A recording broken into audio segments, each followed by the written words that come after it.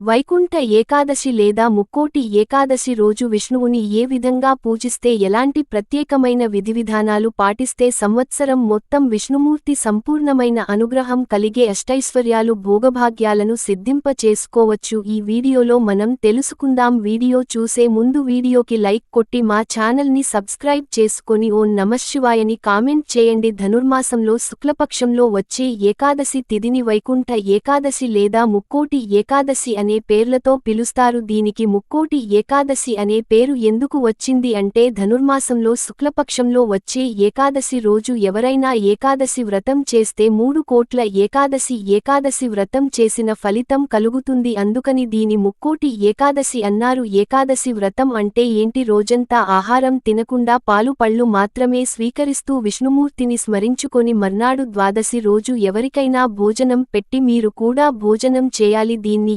ఏకాదశి వ్రతం అంటారు. ఏకాదశి వ్రతం అంటే రోజంతా ఆహారం తినకుండా పాలు పళ్ళు మాత్రమే సేకరించాలి. అలా ఈ ధనుర్మాసంలో వచ్చే శుక్లపక్ష ఏకాదశి రోజు ఉంటే 3 కోట్ల ఏకాదశి ఉపవాసం ఉన్న ఫలితం కలుగుతుంది. అందుకని దీన్ని ముక్కోటి ఏకాదశి అనే పేరుతో పిలుస్తారు. అలాగే దీనికి ముక్కోటి ఏకాదశి అనే పేరు రావడానికి ఇంకొక కారణం కూడా ఉంది.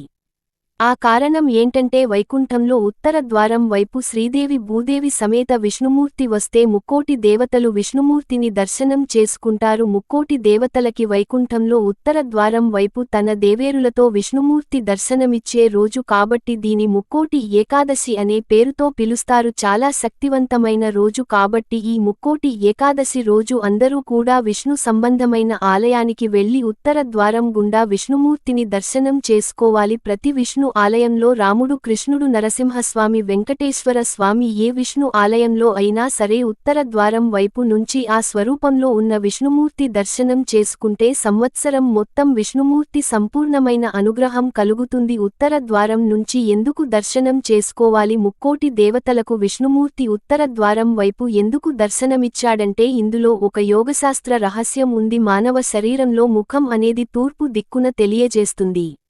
ఈ సహస్రారం అనేది ఉత్తర దిక్కున తెలియజేస్తుంది. శరీరంలో కుండలిని శక్తి ఉంటుంది. ఆ శక్తి సహస్రనానికి వస్తే జీవుడే దేవుడైపోతాడు. అలా జీవుడే దేవుడిగా మారాలంటే ఇక్కడ శరీరంలో ఈ సహస్రారంలో విష్ణుమూర్తిని దర్శనం చేసుకోవాలి. విష్ణుశక్తి ఇక్కడికి తీసుకురావాలి అని చెప్పటమే ఇక్కడ ఉన్న వేదాంత రహస్యం. అంటే జీవుడు దేవుడిగా మారిపోవటమే దీనిలో ఉన్న అంతరార్థం. ఆ విధంగా జీవితంలో పరిణితి సాధించాలని చెప్పడానికి విష్ణుమూర్తి దేవతలందరికీ ఉత్తర ద్వారం వైపు వచ్చి దర్శనమిచ్చాడు. మనం కూడా స్థితి రావాలంటే ముందు దేవాలయానికి వెళ్లి విష్ణుమూర్తిని ఉత్తర ద్వారం వైపు నుంచి దర్శనం చేసుకోవాలి. అలా చేసుకుంటే విష్ణుమూర్తి అనుగ్రహం కలుగుతుంది. అలాగే విష్ణుమూర్తి అనుగ్రహం ద్వారా విద్యా, ఉద్యోగ, వ్యాపార రంగాల్లో రాణించాలంటే ముక్కోటి ఏకాదశి రోజు ఇంట్లో విష్ణువుని ప్రత్యేకంగా పూజించాలి. ఎలా పూజించాలి? లక్ష్మీనారాయణ ఫోటో ఉంటే పూజ గదిలో ఫోటో ఉంచుకోండి. ఆ ఫోటోకి గంధం బొట్లు, కుంకుమ బొట్లు పెట్టండి. లక్ష్మీనారాయణ ఫోటో లేకపోతే శ్రీరాముడు, శ్రీకృష్ణుడు, నరసింహస్వామి, వెంకటేశ్వర స్వామి ఇలా విష్ణు సంబంధమైన ఫోటో ఏదైనా పెట్టుకుని దాని గంధం బొట్లు, కుంకుమ బొట్లు పెట్టి వెండి ప్రమిదలో ఆవు నెయ్యి గాని నువ్వుల నూనె గాని పోసి 3 ఒత్తులు విడిగా వేసి దీపం పెట్టండి. సాధ్యం త్రివర్తి సంయుక్తం 3 ఒత్తులు విడిగా వేసి దీపం వెలిగించాలి. ఆ తర్వాత విష్ణుమూర్తికి ఇష్టమైన పుష్పాలు కొన్ని ఉన్నాయి. ముక్కోటి ఏకాదశి రోజు లేదా వైకుంఠ ఏకాదశి రోజు ఆ పుష్పాలతో లక్ష్మీనారాయణ ఫోటో గాని, శ్రీరాముడి గాని, శ్రీకృష్ణుడు గాని, నరసింహస్వామి గాని, వెంకటేశ్వర స్వామి కానీ పూజ చేస్తే చాలా మంచిది. ఆ పుష్పాలు ఏంటంటే నరసింహ పురాణం, నారద పురాణంలో మనకు చెప్తారు.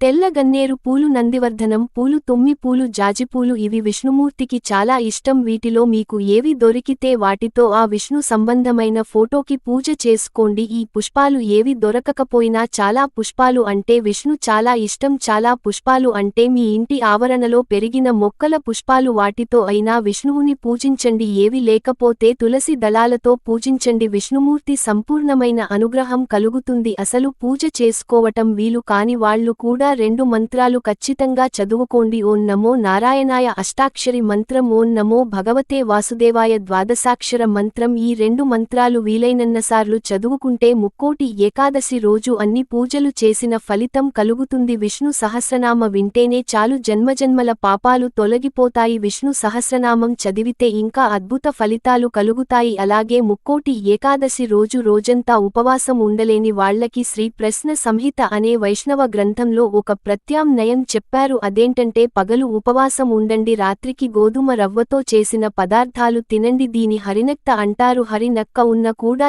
ఏకాదశి అర్థం చేసిన ఫలితం కలుగుతుందని శ్రీ ప్రశ్న సంహిత అనే ప్రామాణిక గ్రంథంలో చెప్పారు. కాబట్టి ఎవరైనా బాగా పెద్దవాళ్లు, కొద్దిగా అనారోగ్యం ఉన్నవాళ్లు 3 కోట్ల ఏకాదశి ఉపవాసం ఉన్న ఫలితం కోసం రోజంతా ఉపవాసం ఉండాలని ప్రారంభించి రాత్రి అయ్యేసరికి ఉండలేకపోయినట్లయితే రాత్రికి గోధుమ రవ్వతో చేసిన పదార్థం తినండి. దాన్ని హరినక్తం అంటారు. అలా ఉన్నా కూడా 3 కోట్ల ఏకాదశిలో ఉపవాసం ఉన్న ఫలితం కలుగుతుంది. ముక్కోటి ఉపవాస ఉన్న ఫలితం ఖచ్చితంగా కలుగుతుంది. అలాగే ముక్కోటి ఏకాదశి రోజు దగ్గర్లో ఉన్న విష్ణు సంబంధమైన ఆలయానికి వెళ్లి సమర్థనం చేయండి. సమర్జన చాలా శక్తివంతం. దేవాలయంలో చేసే సేవలు సమర్థన అంటారు. కాబట్టి ఆ రోజు ఏదైనా విష్ణుమూర్తికి సంబంధించిన ఆలయానికి వెళ్ళండి. రాముడు, కృష్ణుడు, నరసింహ స్వామి, వెంకటేశ్వర స్వామి ఇలా విష్ణు సంబంధమైన ఆలయానికి వెళ్లి ఆలయం దగ్గర చీపురుతో చెమట ముగ్గులు వేయటం, ఆలయంలో ఏదైనా సేవలు చేయటం, ప్రసాద వితరణ చేయడం, ఆలయంలో మొక్కలకు నీళ్లు పోయటం, చెట్లకు నీళ్లు పోయటం, ఆలయంలో పసుపు రాసి కుంకుమ బొట్లు పెట్టడం, ఆలయానికి ఏదైనా ధనం దానంగా ఇవ్వడం, ఆలయానికి అవసరమైతే వంట పాత్రలు ఇవ్వడం, ఆలయానికి ఆహార పదార్థాలు ఏమిటంటే ఇలా దేవాలయంలో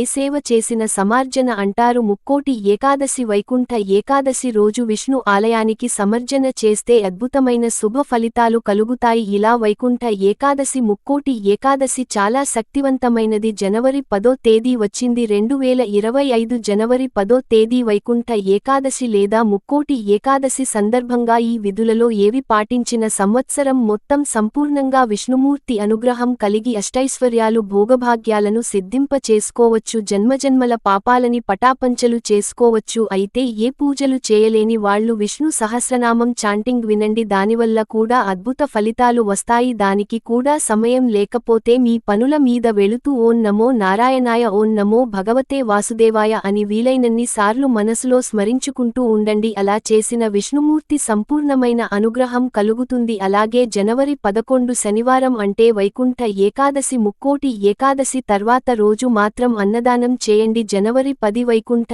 ఏకాదశి తర్వాత రోజు జనవరి 11 శనివారం మీరు అన్నదానం చేశారు, కొన్ని వేల జన్మల పాపాలన్నీ పటాపంచలు చేసుకోవచ్చు. ఈ అవకాశాన్ని పరిస్థితుల్లో సద్వినియోగం చేసుకోండి. ఇలా వైకుంఠ ఏకాదశి విష్ణువుని పూజించి విష్ణుమూర్తి సంపూర్ణమైన అనుగ్రహానికి సులభంగా పాత్రుల కండి.